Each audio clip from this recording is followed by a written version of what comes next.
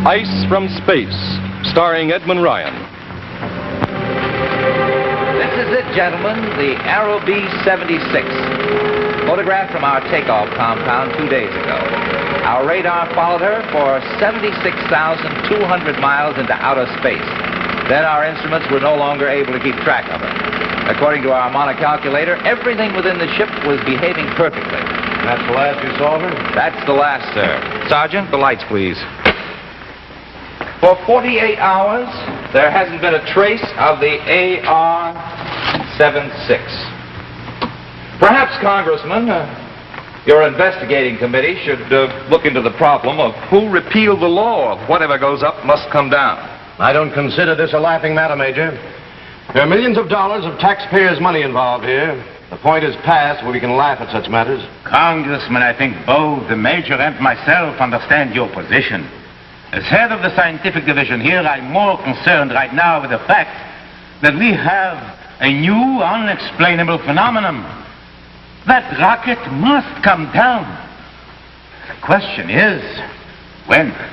You see, Congressman, our instruments indicate that if the rocket maintained its original path of ascent, it must come down within 50 miles of this post. But when? Well, I suppose there's nothing to wait for now except the reports to come in. It'll be interesting to discover when that rocket does come down what happened to our little passengers. What about these mice? Well, according to the boys at the rocket ramp, these particular mice they call the Flying Mice Brothers. Mice brothers. It's just a joke the men have among themselves. Joke, eh? These mice went up 3 weeks ago in the old AR-75, 50,000 miles, Congressman. I've learned a great deal of useful information from their reactions. A year ago, we were able to send them out 500 miles, then 2,000. Now that we're probing outer space, there's quite a lot of tension among all of us. And these little jokes, such as the Mice Brothers, help to relieve this tension. How much would you reckon the AR-76 cost, Major? Well, I'm sorry, sir, but I couldn't rightfully say. As you know, the 76 was designed as the first rocket to carry a man, though it hasn't done so yet. If you're going to be close-mouthed about it, I can always appeal to Washington. Well, my orders confined me to the launching of the rocket, nothing more. I simply followed my instructions. Your father would have known how much was involved. Your father would have made it his business to know everything about the project.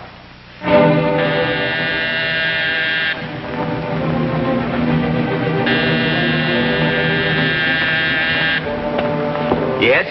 Major, they've tracked the AR-76. She's down. Where? On the Baker Ranch. They called in, said their kids have already located it in a mesquite. Kids?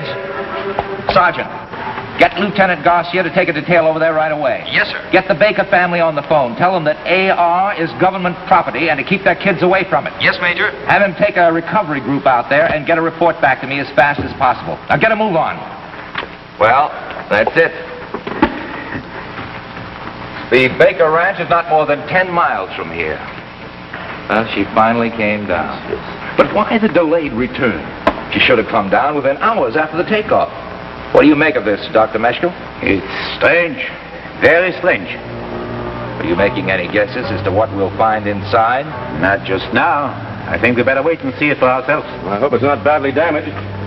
After all, these things cost lots of money. 1 o'clock.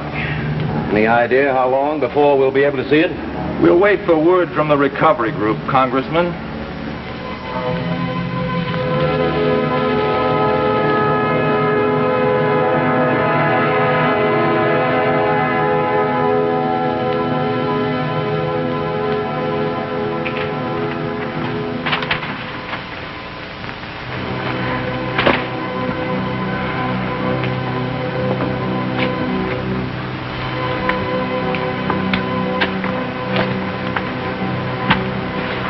How much longer, Major? I have no idea.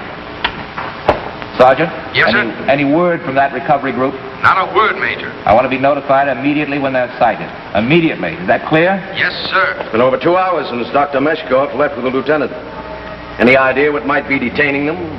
Could it be anything serious? Might be anything. Anything from a broken axle on the tow truck to a broken head. How should I know? I'm sorry, Congressman. I didn't mean to jump on you. The heat, the pressure, and my bad manners. Perfectly all right, perfectly all right. Thanks. One gets used to that sort of thing on the investigating committee. But please try to understand my position. I believe I do understand it, sir. The enormous amount of funds being requested by your superiors for these so-called top-secret projects is beginning to raise questions. You military people are secretive about everything except the amounts of money you require. Naturally. And quite naturally, my committee became curious, quite curious about these new explorations into outer space. They've expressed a desire to know why money is being expended for such items of expense as your flying mice brothers, as you put it. I'm sure your father wouldn't have countenanced this. Will you please stop telling me how my father would have done things? He was a great man, Major. A credit to his country and to you. This is my problem, not his. I'm running this project, not my father. Yes? Our retrieving group reported back, sir. They've taken the rocket over to the barn on the Baker Ranch. Why did they do that? Order a jeep for me. If you're going to the ranch, I'd like to go with you and see the rocket or what's left of it. As you well know, this project is top secret. I'll have to ask you to remain here until we make our preliminary examination. Now, see here, Dozier. I represent the Congress of the United States, and I'll brook no interference from the military. I'm sorry, sir, but I'll have to refuse you. And don't tell me what my father would have done in my position.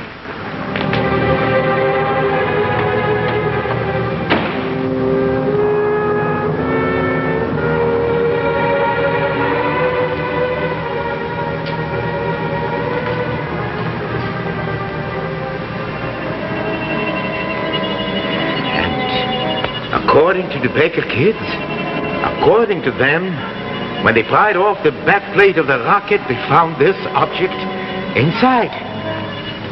And the mice? Dead, sir. Frozen stiff. There was no evidence that the rocket had been tampered with during its ascent or descent. Doctor, what is the possibility that something or someone could have dismantled this projectile somewhere out in space and then put in this thing? Common sense would make me say that such a thing is an impossibility. Yet, here it is. It was not in the AR-76 when it went up. Now, here it is. Who is to say how such things happen? Then what next? I must have time.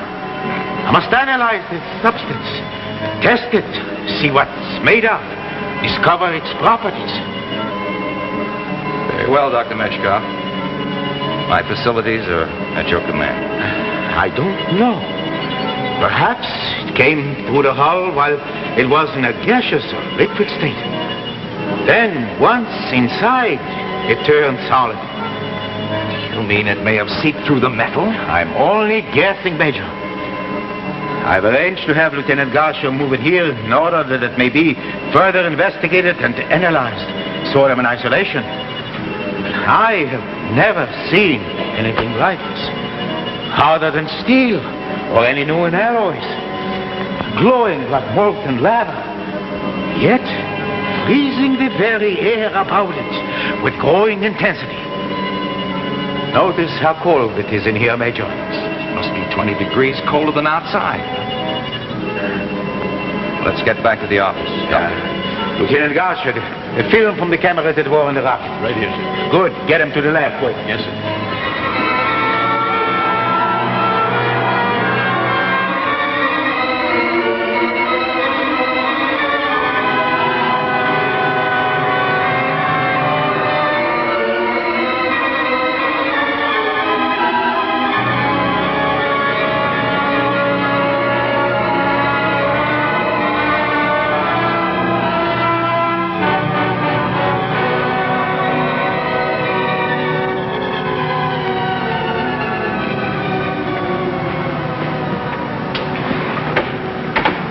Well, what have you found out?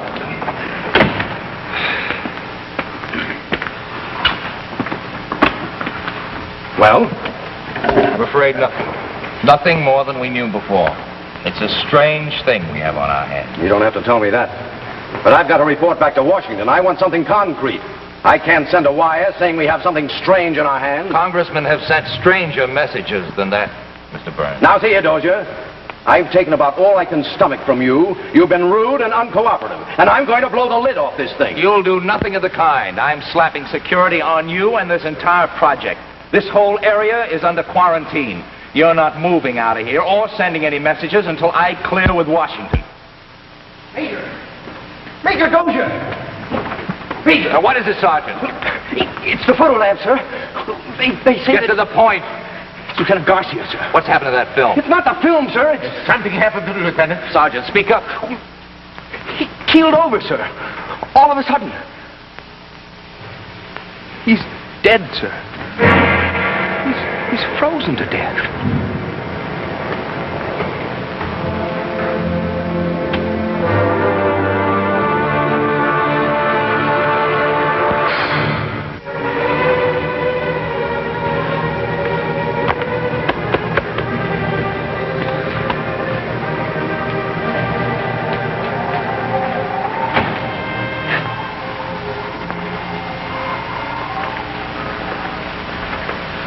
Hello, Congressman. Major, What can I do for you?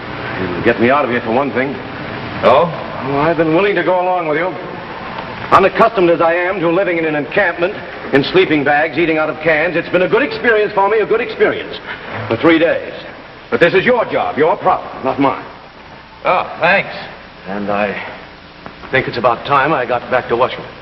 Sort of a case of cold nose as well as cold feet, sir. If you wish to put it that way, then why not? With that unearthly substance in the barn near the camp, why, in 3 days, it's frozen hundreds of miles of desert land in the middle of the summer. 75 miles. 75 or 175, what does it matter? Whatever it is, there doesn't seem to be anything you can do about it. It's turned this country into the Antarctic in no time at all. And with worse effects. Well, don't you consider the death of those 12 men or those youngsters, those poor Baker children? Don't you consider this a serious matter? Now, look here, Congressman, let's get one thing straight. All personnel are quarantined on this base. No one moves out of here under any conditions until we've seen this thing through. And that means you. Major? Yes, Wilson? They're making another food drop for us, sir. Well, that shows that they still have confidence in us. I'm afraid you don't have much confidence in me, Mr. Burns. Can't help thinking how your father would have handled this situation. Now, look here. As a military man, I am supposed to extend you my respect. But you've got to stop needling me. I am perfectly aware of what a fine soldier my father was. However, I have my own career to make, and it will not be as Colonel Dozier's son. My career and my reputation I will make on my own or not at all. Of course. I didn't mean to imply that you couldn't handle this problem. Then leave me alone and let me do it my own way. I have my orders, and I intend to carry them out. May I ask, just what are your orders? To hold until we do away with it. Or it does away with us. Dozier! Yes? Dozier! What's wrong, Doctor? The barn. You must come to the barn quickly. The blue ice is becoming critically active.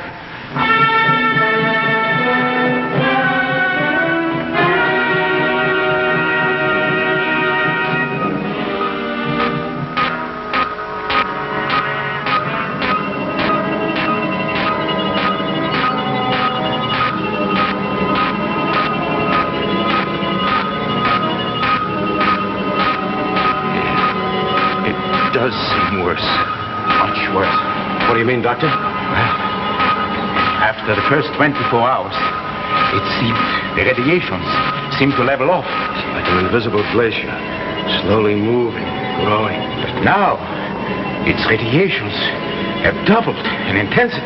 But how? Why? 6 hours. In less than 6 hours, it contaminated more of the surrounding area than it has in the last 3 days. It's unbelievable. Yes.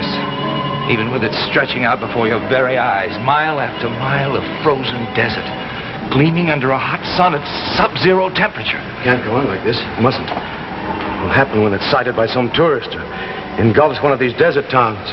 Fortunately, this mesa was selected originally because it was isolated. Now I've made this whole zone a heavily guarded area, 500 miles wide. But with its increased intensity, there isn't much time before the French will envelop a town here, a railroad junction there, and then the panic will begin. I know. There must be some way. There has to be a way. It's no use. No use. We have tried everything within our resources to destroy it, to change its substance, heat, acids, firepower. Don't you have any idea what it is? A molecular structure completely unknown to us. Neither vegetable nor mineral. believe this frozen thing may be alive. And possibly in communication with others on the periphery of outer space. Others like that one? Why not? What would they want here? The heat and the warmth of our world, which has been previously denied them by the protective gases that surround us, until we provided them with a conveyance, the AR-76, self-powered, designed to provide protection from the friction of descent. But who can know their real purpose?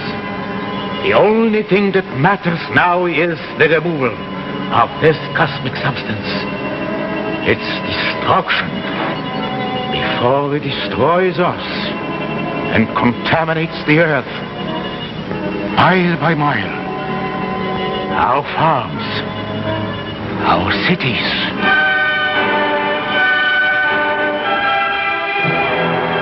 Where do we go from here? I need a little more time to think. If only we had more money for large-scale experiments. Possibly we could solve this thing. Washington tells me our appropriation won't allow it. Well, see that you get your appropriation the moment I set foot in Washington. The government must do more to encourage scientific research. Thought of that months ago. I'm afraid it's a little late now, Congressman. There's got to be a way out. There's got to be.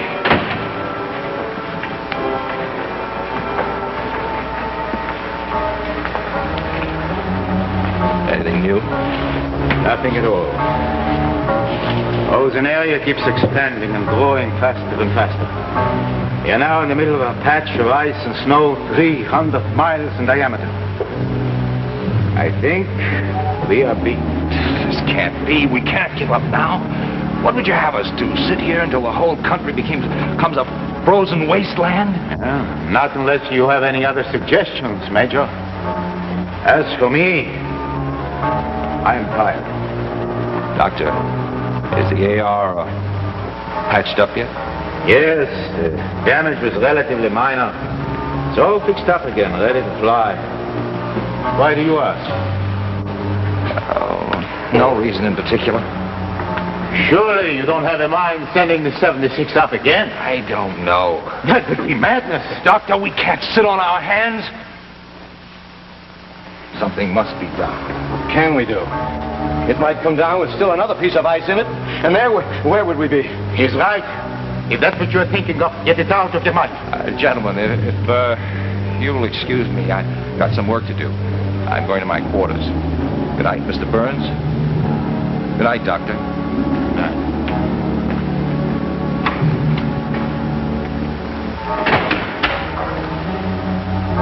If I may be permitted, Congressman, you have been riding the Major awfully hard.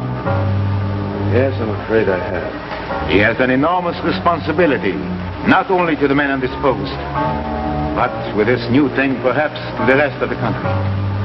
Major is a very good man. He'll solve it somehow. I have the greatest confidence in him.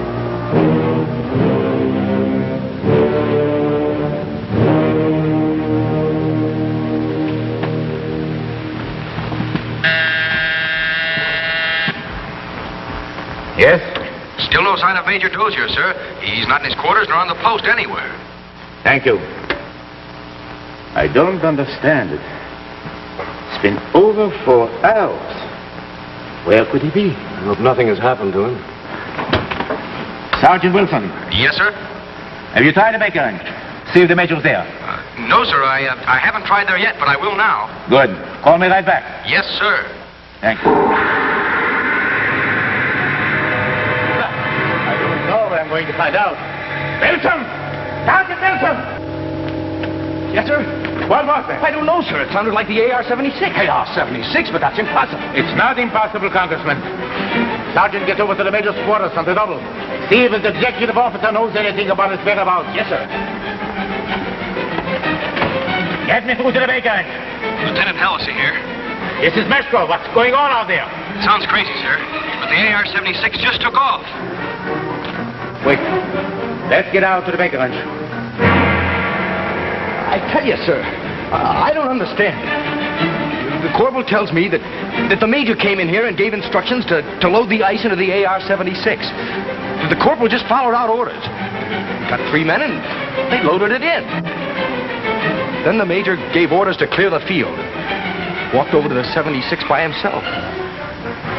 One of the men said he thought that he saw him climb in, and well, the next thing we knew, it took off. Tell me, that fool took off in that rocket. It hasn't been fully tested. I'm afraid, Congressman, that fool did just that. We found this in his quarters, sir.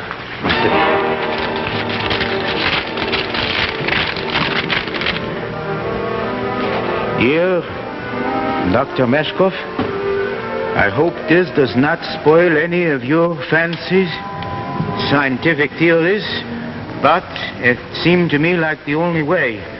I know that eventually you would have found out all about the ice from space, but who knows how much longer we would have to wait. The only way to make sure seemed to be to go along with it and blow up the whole thing in outer space. Had I sent up the rocket alone, it might have come down again with the same cold calm. Goodbye and Godspeed. That's all there is. That's his last will and testament. I guess that makes 2 Dozers our country has to be thankful for. Yes, Congressman. 2 Dozers.